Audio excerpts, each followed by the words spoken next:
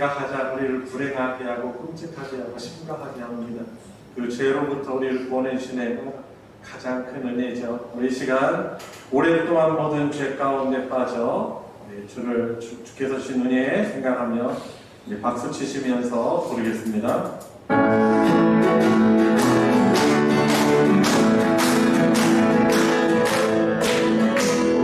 오랫동안 모든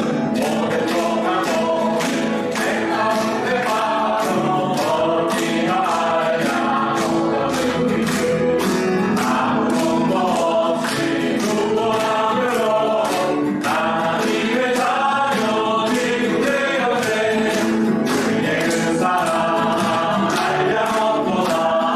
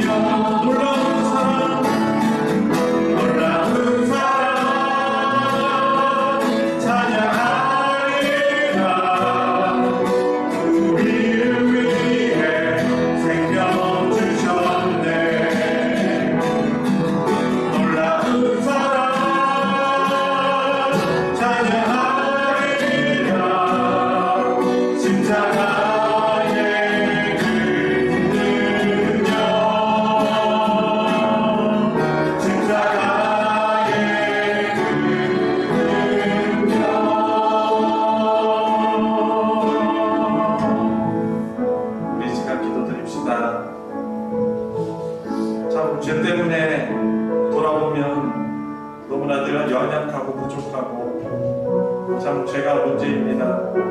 그럼에도 불구하고 우리를 주님께 나올 때마다 다시금 우리가 정직하게 진심으로 고백할 때 뉘우칠 때 우리의 죄를 용서해 주시고 다시 품어주신 그 주님의 은혜에 감사하는 기도를 드리며 또 오늘 특별히 죄 사함이라는 사도신경의 10번째 신앙 고백을 가지고 우리가 공부할 텐데 주님 다시금 우리가 속죄함 받은 은혜 그 하나님의 놀라우신 사랑의 그 믿음을 다시금 회복하게 해주십시오.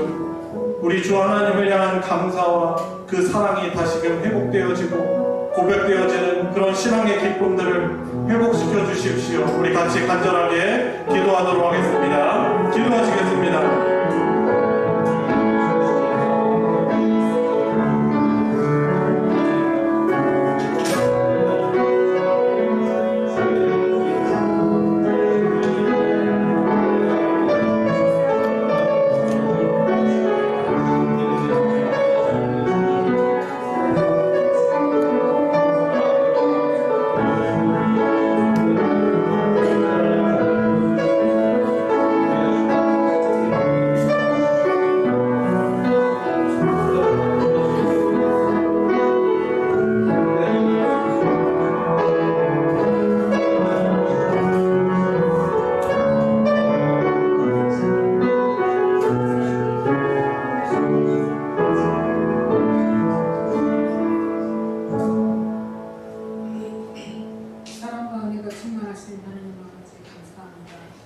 지난 3일 동안 저희가 순간순간 마음과 뜻을 다하지 못했던 시간들을 고백합니다. 우리를 긍휼히 여기시고 용서하여 주옵소서. 참회하는 성경 속에 주님의 모습을 찾을 수 있게 하여 주옵소서. 주님의 말씀을 깊이 묵상하고 기도의 삶을 통해 주님과 더욱 가까워지게 하소서.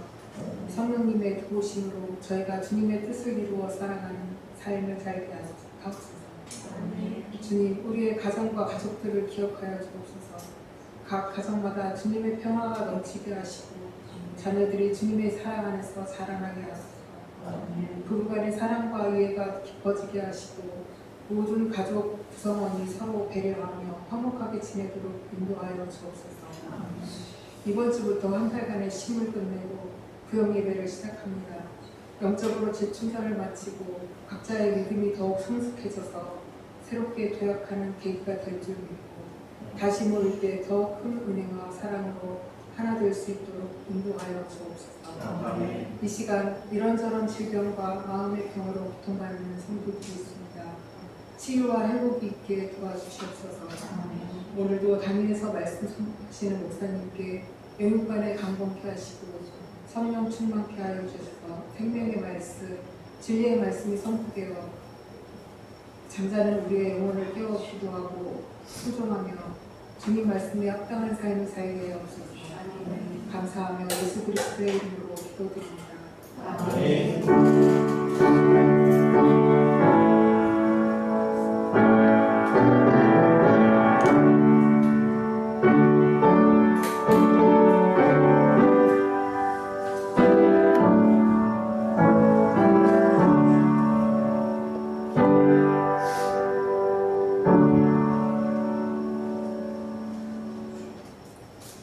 오늘 수요 성경 공부는 사도신경 성경 공부 제15과 죄사함에 대한 주제입니다. 15가 죄사함에 대한 주제고요. 오늘 성경 본문은 로마서 5장 1절부터 11절까지 먼저 찾아보도록 하겠습니다.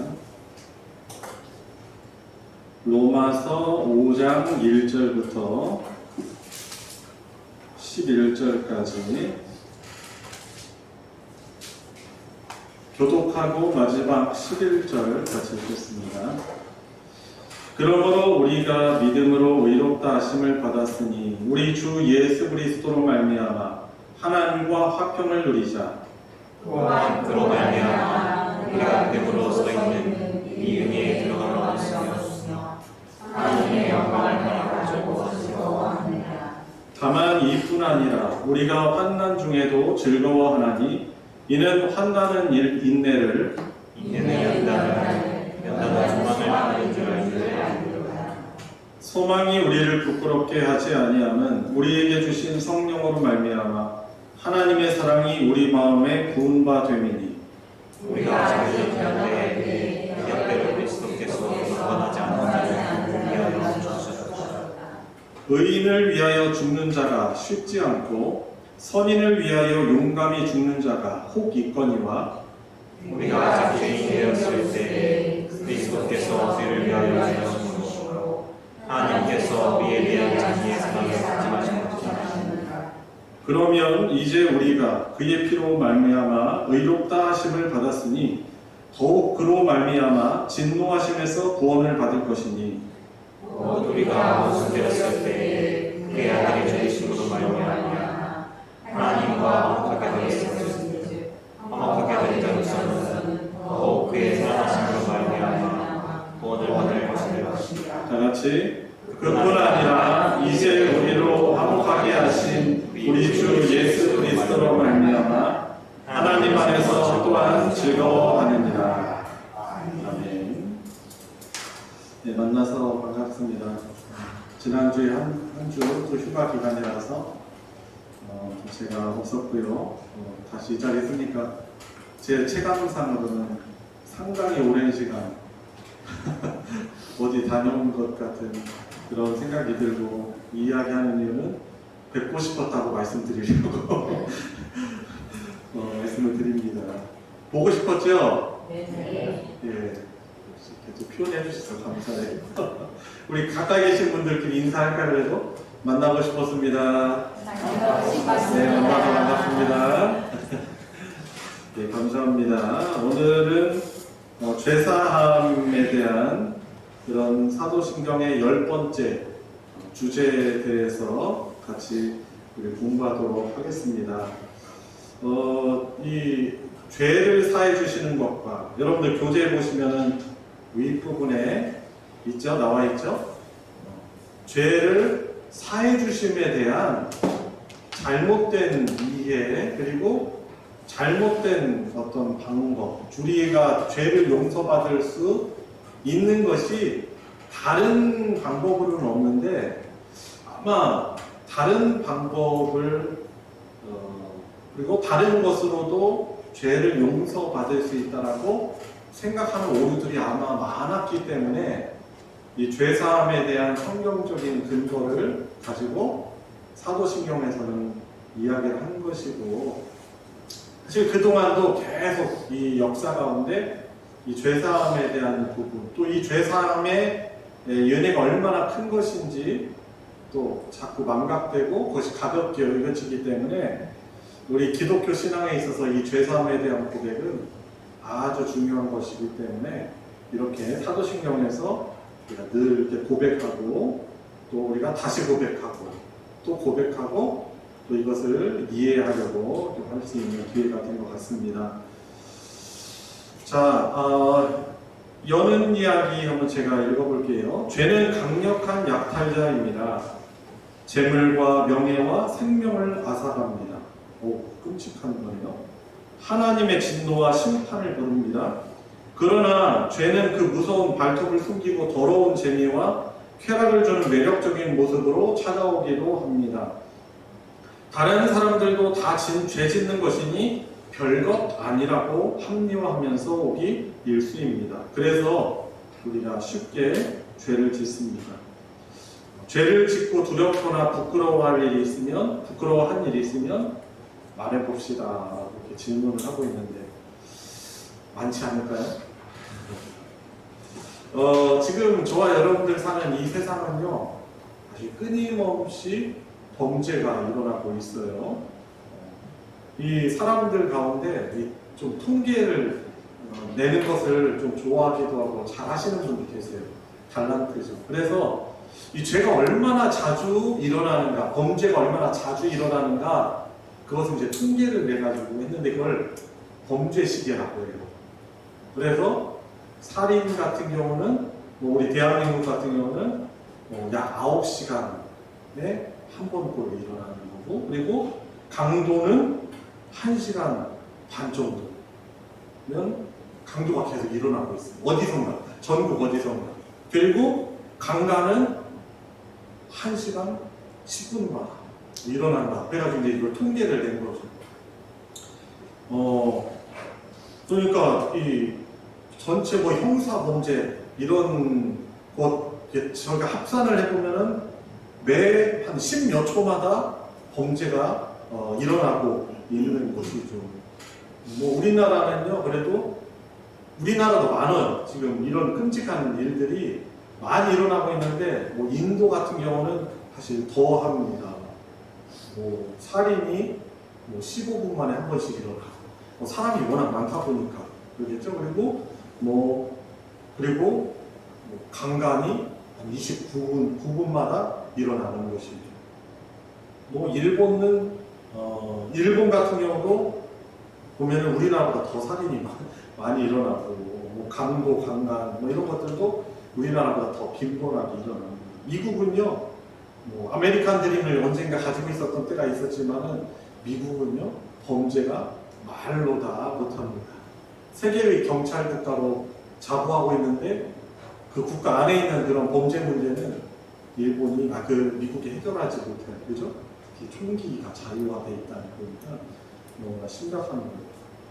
여러분, 세상은 왜 이처럼 범죄가 끊임없이 일어날까요?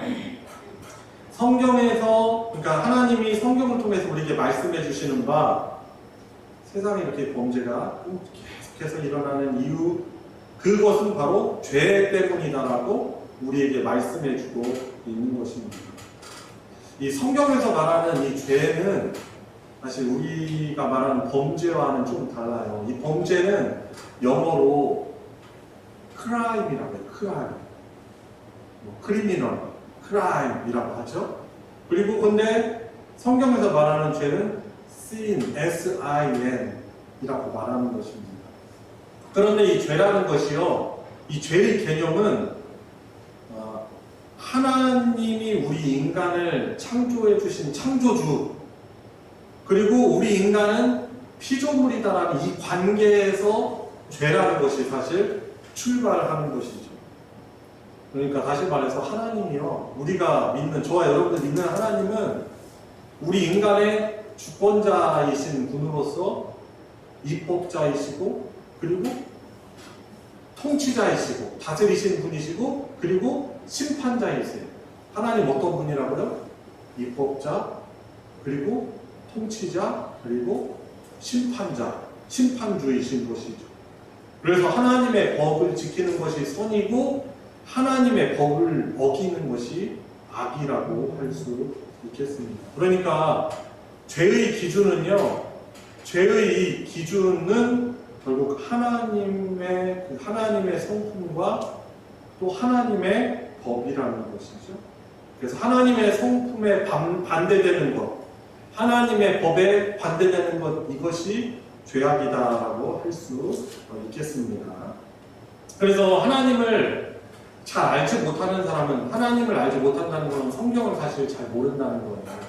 하나님을 알지 못하는 사람들은 이 죄에 대한 본질적이고 올바른 이해가 없기 때문에 죄를 알지 못하는 거죠. 하나님을 믿지 않는 것이라 죄라는 건 처음 들어봐, 그렇게 말하는 것이죠. 그리고 하나님을 모르는 사람은 이 죄라는 것은 다른 사람들과의 관계에서만 일어나는 것으로 정의를 해요. 근데 성경을 통해서 우리가 보니까 성경은 하나님과 우리 사람들 관계에서 일어나는 것이 본질적이구나. 그리고 지금 일어나고 있는 이런 크리미널, 이 크라임, 이런 모든 죄악들의 그 원인은 하나님을 향하여서 우리가 범죄하였기 때문이다라고 우리는 그렇게 성경이 말해주고 있는 것입니다.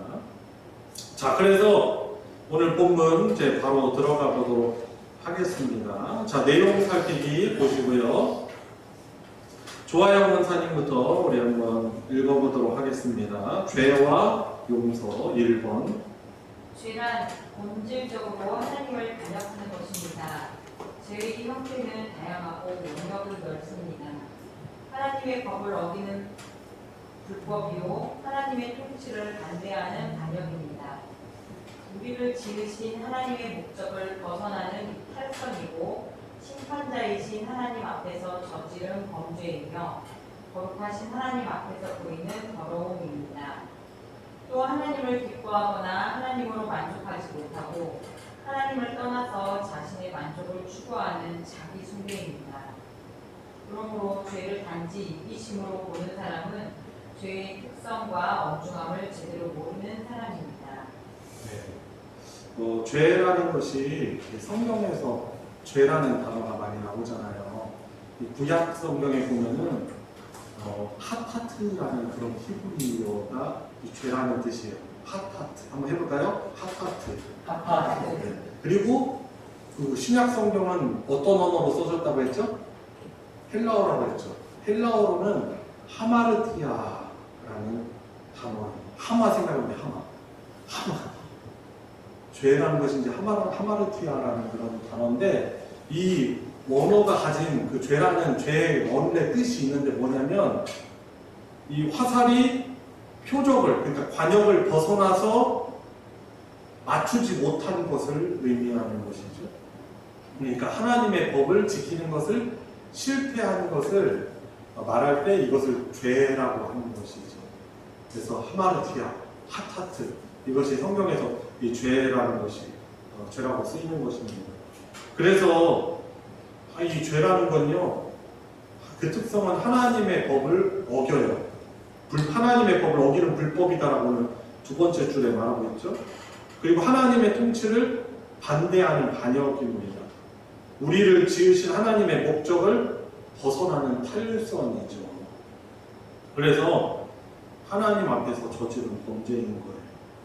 그래서 이 하나님의 법은 크게 우리 보통 하나님의 법 하면은 떠올라지는 게 뭐죠? 십계명이잖아요. 이 십계명은 하나님의 법을 잘 요약을 해주고 있어요. 특별히 하나님 사랑 1계명부터 4계명까지 나와 있죠. 그리고 5계명부터 10계명까지는 다른 사람에 대한 그러니까 이웃이라고 표현하고 있지만은 다른 모든 사람에 대한 그런 죄를 말하고 있고 그것을 범하지 않는 것이 사랑이다라고 말하고 있는 거예요. 그러니까 하나님 사랑, 이웃 사랑에 대한 그런 하나님의 법을 어기는 것 이것이 바로 죄악이라고 할 수 있는 것입니다. 이 죄라는 건요 얼마나 무서운 결과를 가져오는지 몰라요. 왜냐하면 이 죄는요 이 아까 법이 하나님 사랑, 이웃 사랑이라고 했잖아요. 이 죄라는 것은 우리의 생명 되시고 사랑하시는 하나님과의 관계를 단절시켜요. 그렇기 때문에 죽음이라는 것이 심판이라는 것이 우리에게 찾아오는 것이죠. 그리고 죄라는 것은 하나님과의 관계만 단절시키는 게 아니라 다른 사람과의 관계도 깨고 단절시키는 불행을 가져온다는 것이죠. 우리 가정이 거룩하고 정결하게 보존이 되면 얼마나 좋아요. 그런데 가정 안에 죄악이 들어오잖아요. 그러면 부모와 자식 간에 또한 가족들 간에 그런 관계가 끊어져 버리고 상처가 돼버리는 거죠. 불행이 찾아오는 거예요.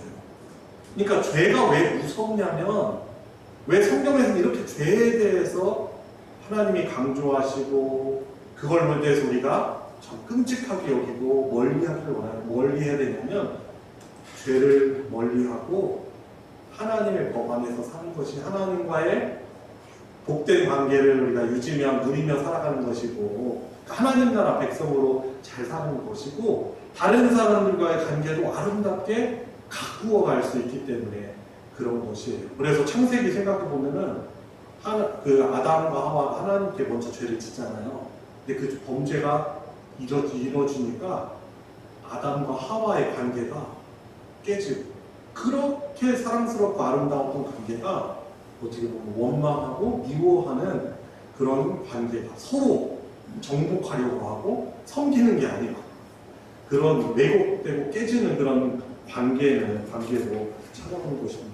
그래서 죄는 하나님과 우리 자신을 분리시킨다는 것이죠.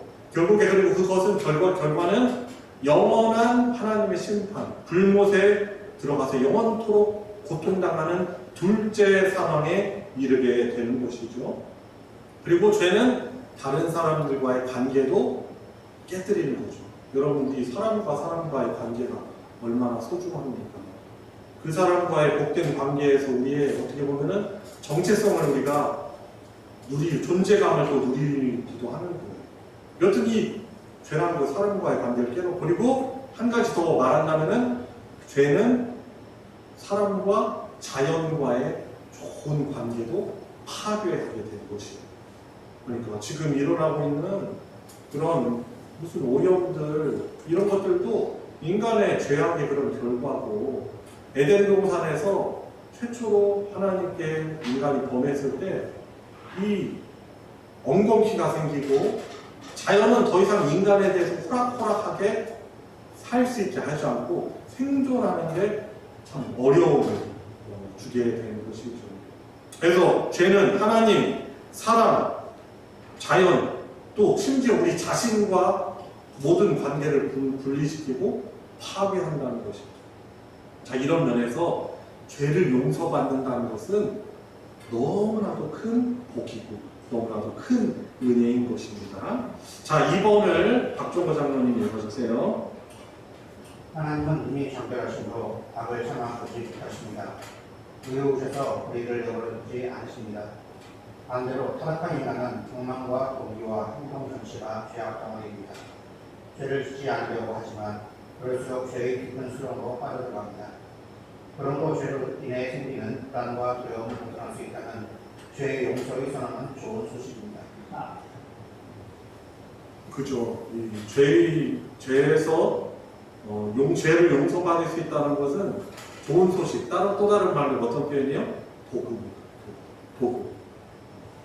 이거는 저와 여러분들이 이 땅에 살아가면서 복이고 좋다고 하는 좋은 것들이 있잖아요. 그죠? 맛있는 음식, 좋은 음식도 있고. 이건 죄 용서는 그런 것과 비교되지 않은 영원한 거예요. 이거는 우리 힘으로는 어떤 노력을 얻을 수 있는 그런 것이 아닌 것이죠. 자, 3번 유순자 목사님.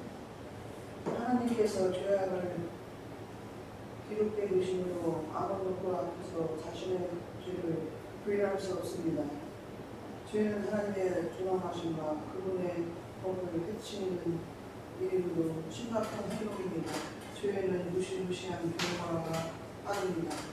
그러나 하나님께서는 자신의 언약에 세상 죄를 담당하게 하여 우리의 죄로 우리의 모든 죄를 용서하시고 기억하지도 정죄하지도 처벌하지도 않겠다고 하십니다. 하나님은 죄로 말미암는 불안과 불안에서 벗어날 수 있는 길을 우리를 위해 마련하셨습니다. 네. 하나님은 죄악을 다 기억하시기 때문에 어떻게 보면 그 이제 성경에 시편 130편 3절에 이렇게 나와 있거든요. 여호와여 주께서 죄악을 지켜보실진데 주여 누가 서리이까라고 말하고 있습니다. 우리 죄악은 어떻게 숨겨지고 가려질 수 없는 거예요. 하나님 앞에서 우리 눈을 창조하신 하나님 앞에서 숨길 수 없는 그분이라는 것이죠. 그리고 하나님의 존엄하심과 그분의 법을, 왕이신 그분의 법을 해치는 것이기 때문에 이것은 정말 심각한 행동이라는 것입니다. 그리고 그 죄에 대해서는 무시하는 결과, 죄의 삭은 사망이라는 이런 무시한 결과가 따르게 된다는 것입니다. 자, 그러나 복음이죠. 하나님께서는 당신의 어린 양에게 세상 죄를 담당하게 하여서 우리의 모든 죄를 용서하시고 기억하시고 정죄하시지도 처벌하시지 않는다라고 한 것이죠. 그래서 이 다음 소주제에서는 이 죄 용서의 근거에 대해서 우리가 좀 알아보도록 할 것입니다. 자, 질문 1, 2번 풀어보면서 정리해 봅시다. 1번, 사람이 죄를 짓는 것은 본질적으로 누구에게 반영하는 것일까요? 하나님에 대해서 반영하는 것입니다. 그래서 우리가 어떤 죄의 유혹들이 있을 때, 이것은 내가 하나님께 반영하는 것이다. 어떤 사람에 대해서 죄를 짓기 이전에 하나님께 반영하는 것이다라고 우리가 생각할 수 있어야 되겠죠. 그러면 함부로 죄를 짓지 않겠죠? 자, 두 번째, 우리가 죄를 용서받느냐 그러지 못하느냐는 그러면 누구에게 달려 있을까요? 하나님께 달려 있어요. 그렇죠. 하나님은 그죠? 입법자이시고 우리 통치자이시고 또 재판장이시기 때문에 그런 것이죠. 자, 죄 용서의 근거에 대해서 좀 살펴보도록 하겠습니다. 이 죄 용서의 근거에 대해서 이 주제 공부하기 전에 여러분들에게 좀 미리 언급할 부분이 있는데, 하나님께서 구약시대의 그 희생 제사를 통해서 죄인이 죄에 대한 대가를 지불하고 용서받을 수 있는 방법을 미리 알려주셨어요. 동물이 죄인을 대신해서 피를 흘려 죽음으로 죄인의 죄값을 치르게 하심으로 하나님의 진노에서 벗어날 수 있는 그런 제사제도라는 것을 주시는 거죠. 근데 이 제사법 중에서도 제일 중요한 것이 있는데 그것이 뭐냐면 이스라엘의 7대 절기 가운데 대속죄일이라는 날이 있습니다. 유대 그 달력으로 7월 10일에 1년에 한 번 대속죄일을 하는데, 그때 대제사장이 하나님의 임재가 있는 지성소에 1년에 한 번씩 들어가게 되는 거예요. 그런데 이 대속죄일의 중요한 의식 가운데 하나는 대제사장이 이스라엘 온 백성들의 죄를 용서받기 위해서 특별히 2마리의 그 염소를 제물로 선택하는 거예요. 이 2마리의 염소 중에 하나는 그것을 잡아가지고 성전에 희생제물로 드려지고 피를 흘리는 희생제물로 드려지고, 한 마리는 광야에 풀어놓아 버려져서 죽게 되는 거예요. 그러니까 요한복음 보면은 요한이 이런 말 했잖아요. 예수님을 보고 보라, 세상 죄를 지고 가는 하나님의 어린 양이로다 라고 하면서 예수님에 대한 예표하는 그런 제사제도, 그것이 바로 제사제도, 또 대속죄일이라고 할 수 있는 것입니다. 그래서 이 2마리 염소 가운데 이 성전에 드려진 첫 번째 염소의 피를 지성소에 있는 속죄소에 뿌렸어요. 그리고 이 속죄소에 뿌려진 이 피는 예수 그리스도의 피를 상징하게 되는 것이죠. 그래서 하나님은 흘리신 대속의 피를 보시고 우리의 죄를 용서해 주시는 거예요. 다른 방법 없어요.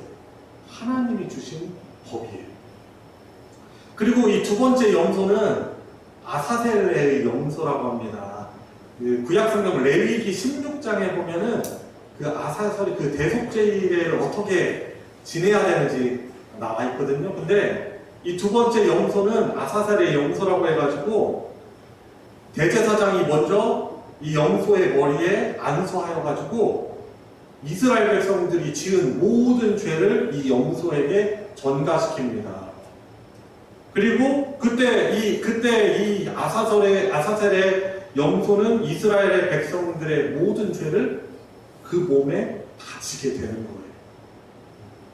그리고 이 염소는 그때부터 고난의 행진이 시작이 되는 거예요. 끈에 묶여가지고 이제 광야로 데려가는데 이 아사셀의 염소가 거리를 지나갈 때 사람들은 침 뱉고 돌 던지고 이 더러운 짐승아 하면서 그 염소를 향해서 막 돌 던지고 침 뱉는 거죠. 떠올려지죠. 예수님께서 그죠? 그 십자가를 지금 몰고 다가가시는데, 그리고 그 대제사장의 뜰에서 고난당하실 때 참 아이러니하죠. 다른 제사를 드려야 될 대제사장 그 뜰에서 예수님이 죄가 없으신 그분이 주먹으로 맞고 침 뱉고 고통당하고 모리에 이제 바시감 쓰시고 나가 죽어! 막 그 아사셀의 염소가 막 그렇게 끌려갈 때, 거리에서 끌려갈 때 그런 이제 모욕을 당하는 거예요. 그리고 사실 그래서 이제 예루살렘 거리를 다 지나가기 전에 이미 이 아사셀의 염소는 피투성이가 되는 것이죠. 그리고 그래서 감람산을 지나서 올리브 동산이죠. 예수님이 기도하시던 감람산을 지나서 요단을 건너가서 광야에 버려지게 되는 거예요. 그러면 광야에 버려진 이 염소는 결국에는 야생 육식 짐승에 의해서 먹이가 되는 것이죠. 이 아사셀의 영수가 가져간 죄는 이건 어떤 의미가 있냐면 하나님께서 그 죄를 다시금 기억하지 않으시겠다는 거예요. 그런 의미가 있어요. 너희 죄 흉악하나 눈과 같이 된대. 이런 찬양도 떠올려주죠. 이 아사셀의 염소는 바로 우리의 죄를 지고 예루살렘 밖 골고다 언덕길에 오르셔서 십자가에 죽으신 예수님에 대한 바로 그런 예표하는 그런 사건인 것이죠. 그래서 이러한 예수님의 죽으심 때문에 우리가 용서를 받은 것, 다른 방법은 없는 거죠. 자, 죄 용서의 근거. 그래서 이것을 배경으로 이해하면은 좀 우리가 이해하기 좀 쉬우실 거예요. 자, 1번 영광형제. 우리가 죄를 용서받는 유일한 근거는 예수 그리스도 안에 있습니다. 하나님 아버지는 우리를 위해 아들이신 예수를 화목제물로 내어주셨습니다. 우리는 범죄로 인해 원래 하나님과 원수였습니다. 하나님은 이런 원수의 죄악을 예수님이 떠넘기신 것입니다. 예수님은 그리스도로서 우리 죄의 형벌을 떠맡으시고자 십자가에서 죽으셨습니다. 우리를 의인으로 만드시고자 죽기까지 하나님께 순종하신 것입니다. 그리스도의 죽으심으로 우리는 하나님과 화목할 수 있게 되었습니다. 예수 그리스도의 희생을 떠나 죄인이 하나님과 화목할 길은 없습니다. 네, 오직 예수의 그 의로, 보혈로 우리가 죄 용서를 받게 된 거예요. 근데 이것이 왜 자꾸 강조되냐면 우리가 교만해서 자꾸 우리의 의를 가지고 우리가 우리 의 때문에 막 봉사하고 막 헌신하고 우리의 어떤 노력의 결과로 용서받았다고 자꾸 착각하는 거죠. 이게 율법주의거든요. 그래서 여러 종교들 가운데 막 보행을 하고 오체 투지하고 막 헌금을 하고 봉사를 하고 그것이 자기에게 그 의를 쌓는다고 하거든요. 천주교 말하기시고 조심스러운 분이지만 천주교, 불교, 이슬람교 모든 종교들을 다 보면 결국에는 율법주의예요. 불교. 왜냐하면 그것을 수행을 통해서 자기 의를 쌓는 거거든요. 그런데 자, 우리가 볼 때 우리가 스스로 의로울 수 있냐고요. 아니죠. 그건 잘못된 거예요. 그러니까 이 사도신경에서 죄를 사해 주시는 것과 이 부분을 우리가 정말 올바르게 이해하고 고백해야 하는 것이죠. 죄를 용서받는 유일한 근거는 누구 안에 있다고요? 예수 그리스도 안에 있는 것이죠. 2번 김일태 장로님 읽어주세요. 그리스도의 죽으심과 완전한 승리를 얻는 것과는 그리스도와 우리 신비한 연합으로 말미암아 우리의 것입니다. 이런 연합으로 우리는 내가 그리스도와 함께 십자가에 못 박혔느니라고 볼 수 있습니다. 우리 그리스도인은 옛사람 예수와 함께 십자가에 못 박혔습니다. 그리스도와 연합을 이룬 모든 그리스도인은 육체와 함께 그 정과 욕심을 십자가에 못 박았습니다. 예수님의 죽으심과 이 하나님에 대한 완전한 순종이 우리에게 낳은 효과는 우리의 예수님과 우리의 그 신비적 연합, 좀 어려운 표현이죠. 그 신비적 연합을 통해서 바로 예수님의 그 속죄의 그런 삶이 바로 우리의 것이 되는 거죠. 그러니까 저와 여러분들이 예수님을 영접할 때, 그리고 우리가 그때 우리의 죄를 고백하잖아요. 하나님, 저는 죄인입니다. 제 안에 오셔서 저의 죄를 사해 주시고 용서해 주십시오. 우리가 고백할 때 그건 사실 성령께서 우리에게 감동 주셔야만 할 수 있는 거거든요. 믿음 주셔야만. 근데 그때 어떠한 놀라운 역사가 일어나냐면 신비적 연합이 일어나요. 주님께서 죽으신 것이 나를 위하여 대신 죽으신 것이 되고 나의 죄에 대한 나의 죽음이 되고 예수님의 부활이 나의 부활이 되는 그 신비적 연합이 일어나게 되는 것이죠. 그래서 갈라디아서 2장 20절에 사도 바울이 이런 고백을 하는 거죠. 내가 그리스도와 함께 십자가에 못 박혔나니라고 고백할 수 있는 것이죠.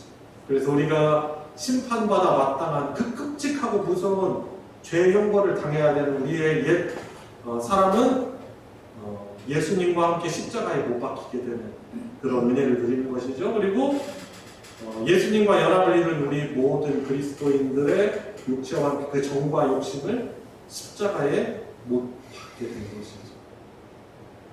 자, 3번 보호자 권사님. 그리스도의 희생이 우리에게 유익이 되는 한 우리의 믿음이 용기입니다. 죽기까지 순종하신 그리스도의 의가 우리에게 전가되었다는 믿음이 있어야 그리스도와 연합하고 그의 구원에 참여합니다. 사람이 의롭게 되면 행위가 아니요 오직 믿음의 도구로 됩니다. 이 믿음을 떠나서는 구원이 없습니다. 꼭 이 믿음을 떠난 구원이 있다고 말하면 그것은 거짓입니다. 그리스도의 십자가로 이루신 구속과 그의 온전하신 우리의 전가를 각자 믿어야 합니다.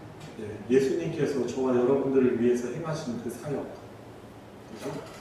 하나님께서 당신의 독생자를 우리를 위해서 내어주셨고, 또 이 하나님의 뜻에 독생자께서는 순종하셔서 이 땅에 십자가를 지시러 오신 것이고, 그리고 성령 하나님께서 우리들의 심령을 감동하여 주시사 이것이 사실인 것을 믿어지게 하시고, 그래서 이것을 믿어야만 이 예수님의 희생이 우리에게 유익이 되는 것이죠. 자, 그런데 이 믿음에 대해서 한 번 더 4번에서 언급합니다. 최희정 권사님. 이 믿음은 우리를 구원의 예리한 종로가 되지 않습니다.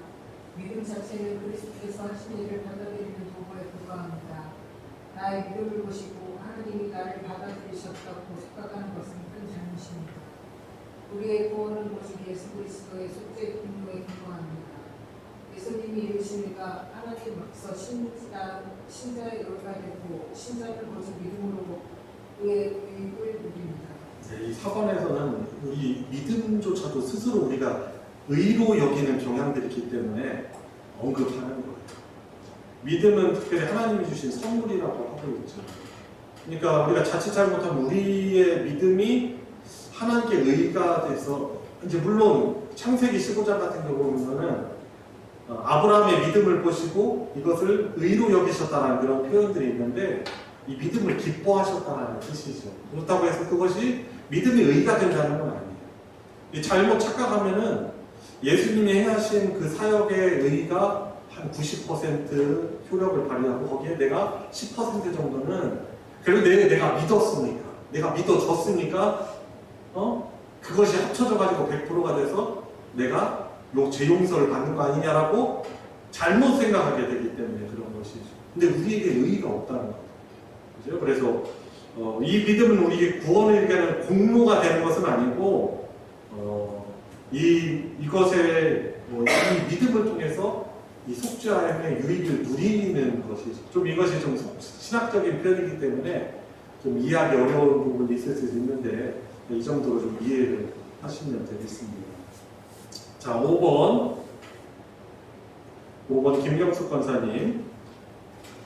그리스도와 연합을 이룬 모든 신자는 그리스도의 신비한 몸의 지체입니다.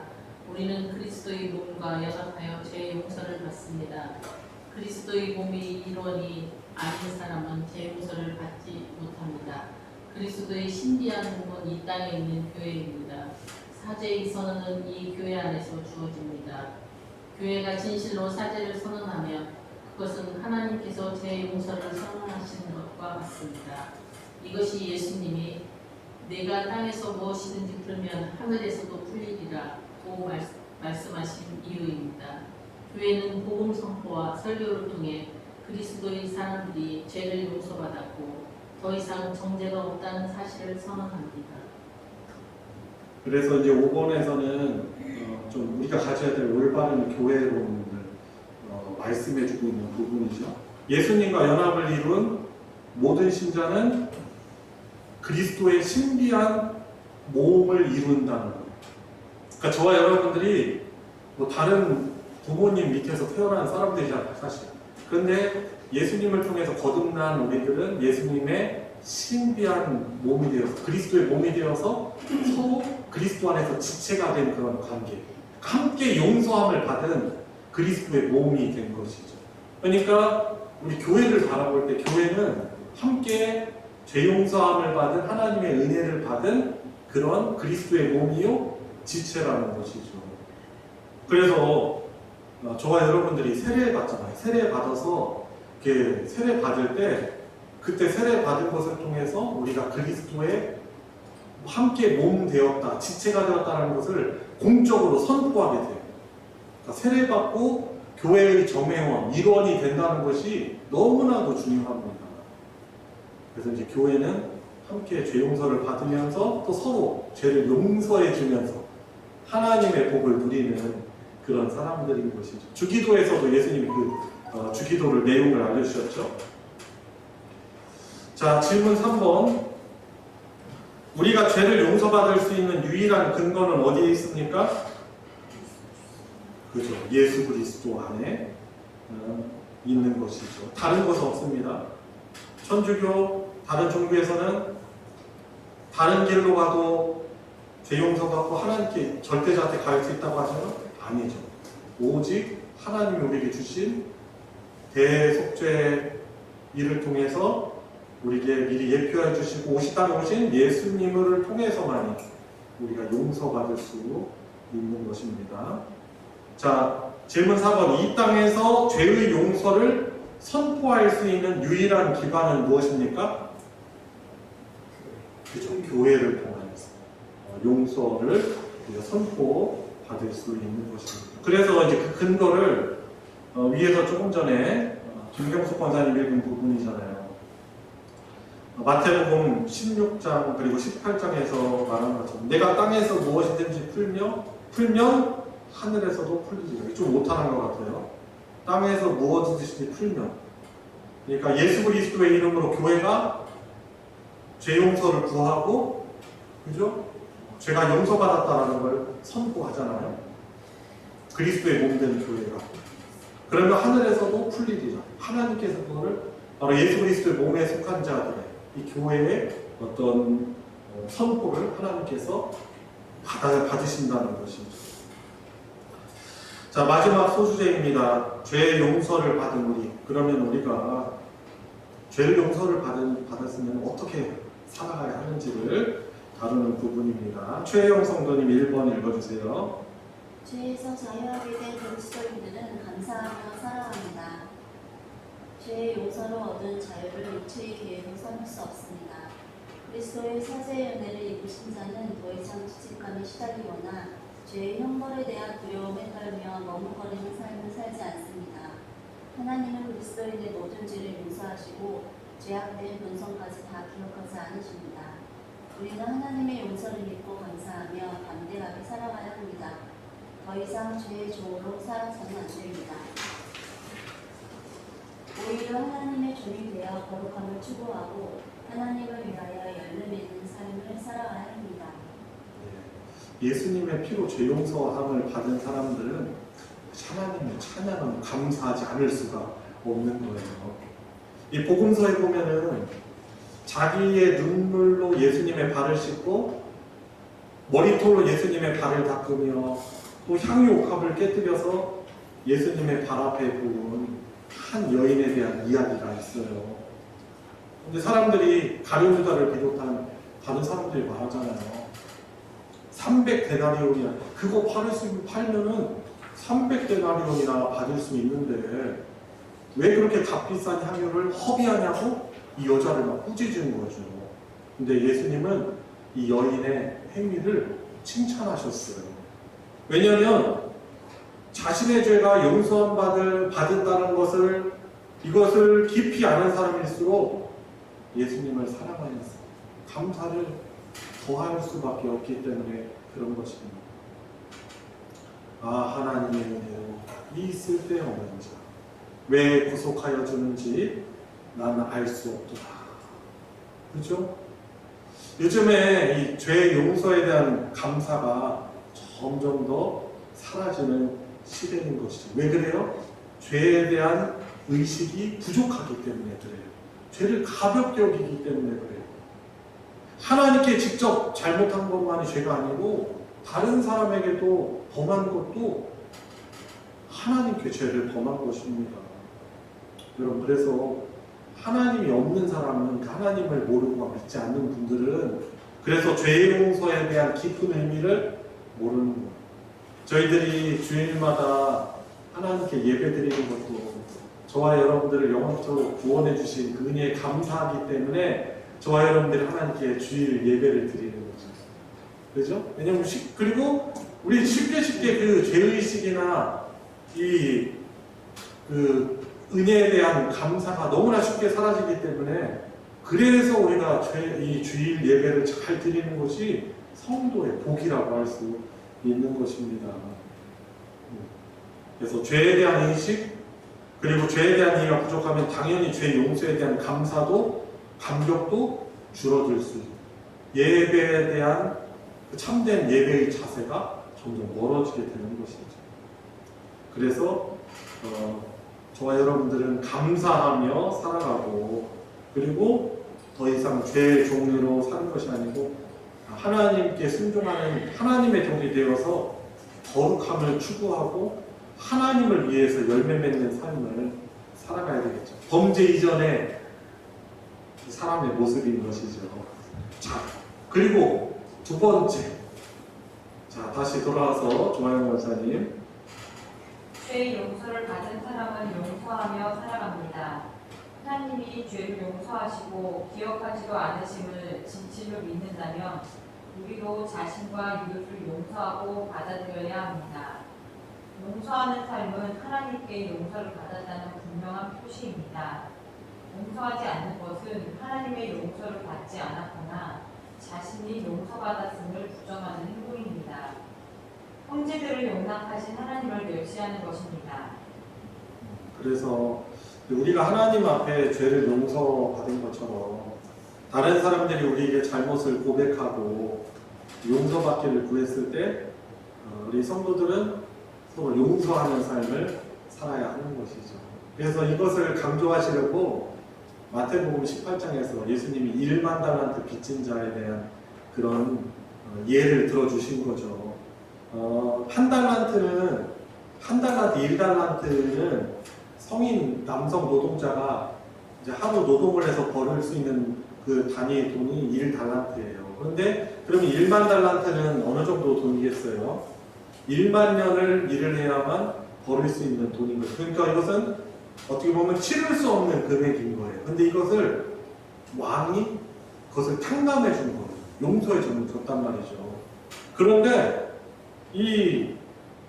그것을 탕감받은 그 종이 집으로 돌아가다 한 친구를 만났어요. 근데 이 친구는 이 용서받은 종에게 사실 100데나리온의 빚을 진 사람이에요. 100데나리온은 대충 그러면은 1데나리온이 하루 품삯이라면은 3달 정도 일을 하면은 그런 벌고 갚을 수 있는 돈이잖아요. 그런데 이 1만 달란트랑 엄청난 돈을 탕감받은 이 종이 100데나리온의 빚을 진 자기 친구를 어떻게 해야 되겠어요? 어떻게 하는 게 마땅해요? 그죠? 당연히 탕감해 줄 수 있어야 되잖아요. 그런데 이 종은 어떻게 합니까? 친구가 고발해가지고 목에 가둬버리는 거예요. 그래서 이 왕이 이 소식을 나중에 듣고서는 어떻게 하죠? 다시 가둬라. 그러니 어떤 의미겠어요? 우리가 용서하며 살아라. 참 용서하지 못하는 것이 불행해요.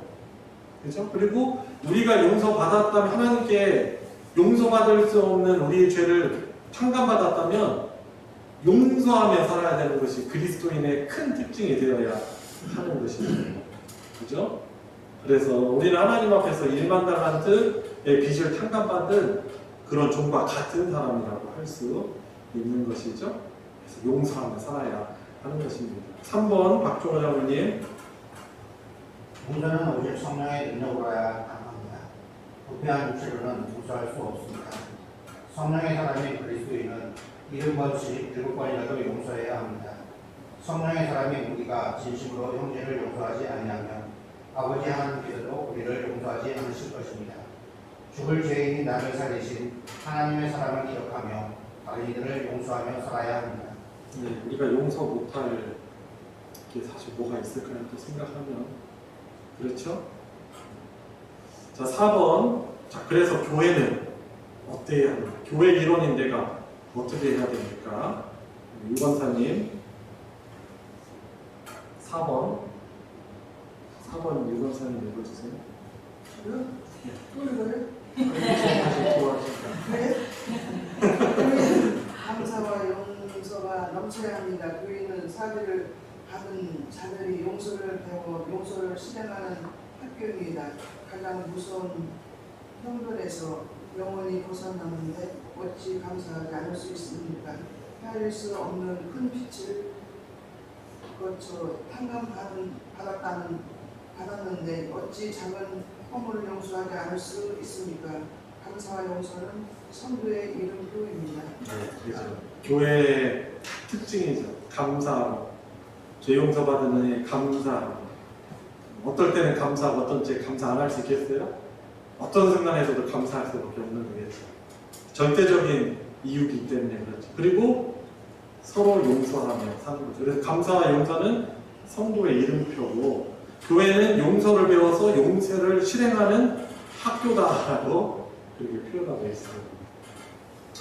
참 안타깝지만 사람들이 그런 말 잘 하거든요. 세상 사람만 못하다 교회가. 왜 왠지 아세요? 세상 사람들은 서로 잘못해 다 그런 건 아니지만 같이 그래도 술 한잔 하고 그냥 뺏고 풀고 에이 그래야 나는 함께 이렇게 하는 경우가 있는데 교회는 잘못하면 서로 꽁 해가지고 말도 안 하고 다 그런 건 아니에요. 일부 사람들인데 사실 우리가 이 죄 용서 받은 큰 은혜를 안다는 교회는 이렇게 용서를 배우고 용서를 훈련받고 실행하는 그런 천국이 되어야 하는 것이죠. 자, 질문 5번. 하나님께서 용서하셨음을 확신하는 신자라면 어떻게 살아야 할까요? 어떻게 살아야 됩니까? 감사하고 용서하며 살아야 되겠죠. 자, 마지막 질문. 죄를 용서받은 신자들이 모이는 교회는 무엇을 실행하는 학교라고요? 무엇을 용서를 실행하는 학교입니다. 그래서 어떻게 누구한테 잘못했을 때 그리고 우리가 나는 잘 모르는데 그게 잘못한 것이 가능성이 커요. 그래가지고 미안해, 용서해줘, 좀 너그럽게 받아줘, 우리 좀 겸손하게 이렇게 하면 쉽게 끝날 문제가 많아요.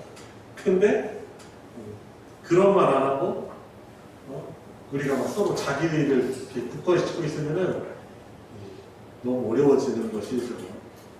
자, 적용을 위한 질문 보겠습니다. 1번 하나님께 벌을 받지 않을까 염려하는 성도가 있다면 어떻게 권면하시겠습니까? 어떻게 권면해야 되죠? 우리 하나님께 우리 용서를 구하자. 주님의 십자가의 그 보혈을 의지하면서 여러분 특히 히브리서 성경 있잖아요. 신약 성경 중에 히브리서 있잖아요. 히브리서는 예수님이 우리의 영원한 대제사장 되신 분이심을 강조하고 있어요. 그래서 그분이 우리의 연약함을 아시기 때문에 그분을 의지하여서 늘 우리 하나님 아버지 앞에 나아가라. 용서를 구하면서. 그래서 죄 용서는 우리가 회개하는 것은 처음 예수님을 영접할 때만 하는 것이 아니고 우리 일생을 지내면서 계속 회개해야 되는 거예요. 용서함을 받고.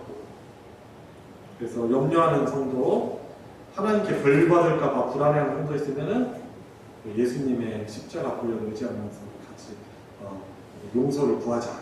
권면해야 되겠죠? 2번 죄 용서를 받았다고 확신한다면 그 근거가 무엇입니까? 우리 죄 용서의 유일한 근거는 무엇이죠? 예수 그리스도의 십자가죠. 또 그 흘리신 보혈이죠. 그래서 그 보혈을 통해서 우리가 예수님의 십자가 사역을 통해서 죄의 용서함을 받게 되는 것입니다. 자, 마지막 3번. 감사할 제목과 용서해야 할 일을 하나씩 말해보십시오. 라고 말하고 있네요. 감사할 제목 무엇이죠? 무엇보다도 우리가 하나님께 심판받을 수밖에 없는 저희들이 용서를 받아서 하나님 앞에 의인으로 의롭게 여겨질 수 있다는 것이 가장 감사한 것이고, 그리고 살아가면서 이 용서함을 누릴 수 있고 또 용서하며 살아갈 수 있다는 것도 복인 거예요. 그리고 용서해야 할 일 있으십니까? 적용하세요. 자, 하이델베르그 요리문답 56문 같이 읽고 마치도록 하겠습니다. 제가 질문할게요. 죄를 사하여 주시는 것에 관하여 당신은 무엇을 믿습니까? 그리스도께서 하나님의 은혜를 만족시키셨기 때문에 하나님께서는 나의 모든 죄와 내가 인생에서 싸워야 할 나의 죄악된 모습을 더 이상 기억하지 않습니다. 오히려 그리스도의 길을 나에게 선물로 주셔서 결코 죄악에 젖지 않게 하실 것을 믿습니다. 네, 우리 같이 기도하도록 하겠습니다. 이 시간 우리 배운 말을 가지고 우리 기도할 때 감사하는 그런 기도와 더불어 하나님, 제가 살아가면서 연약하여서 죄를 질 때가 있습니다. 그때 무감각하고 하나님께서 그냥 넘어가 주시겠지 이것이 아니고 겸손하게 하나님 앞에 무릎 꿇고 죄 용서를 받게 해주시고, 결국 이 죄악 때문에, 이 범죄 때문에 예수님이 오셨는데 일생 믿음 생활하면서 하나님이 미워하시고 진노하시는 죄로부터 멀어지는 자가 되게 해주시고, 이 죄 용서 받은 것에 대해서 늘 감사하는 예배를 드리며 찬양하게 해주시고, 저 또한 받은 은혜를 가지고 다른 사람들을 용서하며 살 수 있는 그런 참된 하나님의 백성으로 살게 해주십시오. 우리 같이 합심해서 기도하도록 하겠습니다. 하나님 아버지, 언제든지 감사를 드립니다. 언제나 감사드립니다. 주님, 슬프고 힘든 일을 말할 때도 감사를 드립니다.